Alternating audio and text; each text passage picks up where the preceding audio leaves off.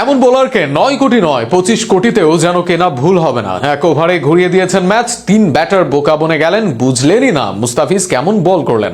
IL T20-তে রীতিমতো উঠছেন এই পেসার। নিলামের পর যেন তার পারফরমেন্স বেড়েছে আরো বেশি। ফিজির জাদুকরী পারফরমেন্স নিয়ে আরো বিস্তারিত থাকছে প্রতিবেদনে। কয়েকদিন আগে আইপিএল নিলামে 9.2 কোটি রুপিতে মুস্তাফিজুর রহমানকে দলে নেয় কলকাতা নাইট রাইডার্স। নিলামের আগেও ধারাবাহিক ভালো ছন্দে ছিলেন তিনি, তবে এই দলবদলের পর যেন আত্মবিশ্বাস আরও কয়েক ধাপ বেড়ে গিয়েছে কাটার মাস্টারের। মাঠে তার প্রতিফলনও মিলছে স্পষ্টভাবে।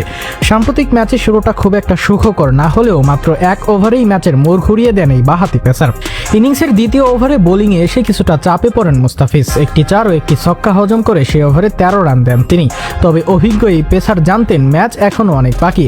নিজের পরের স্পেলেই তার জবাব দেন দুর্দান্তভাবে। ইনিংসের 14তম ওভারের দ্বিতীয়বারের মতো আক্রমণে এসে পুরো ম্যাচের চিত্র বদলে দেন মুস্তাফিজ। এই এক ওভারেই মাত্র 6 রানে তুলে নেন 3টি গুরুত্বপূর্ণ উইকেট। অল্পের জন্য হ্যাটট্রিকও হাতছাড়া হয় তার। ওভারের প্রথম বলেই জেসন ভিনাস 4 মারেন, পরের ডেলিভারিটি ছিল ওয়াইড, তবে এরপরই কামব্যাক করেন মুস্তাফিজ। তারপরের বলে 36 রান করা জায়ান্ট অধিনায়ক জেমস ভিনাস শায়ান জাহাঙ্গীরের হাতে ক্যাচ দিয়ে ফেরেন।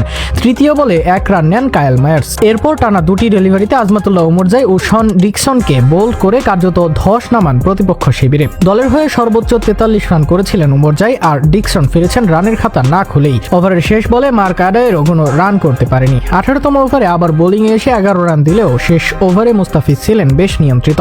চূড়ান্ত ওভারে খরচ করেন মাত্র 4 রান। সব মিলিয়ে 3.5 ওভারে 34 রান দিয়ে 3টি গুরুত্বপূর্ণ উইকেট শিকার করেন তিনি।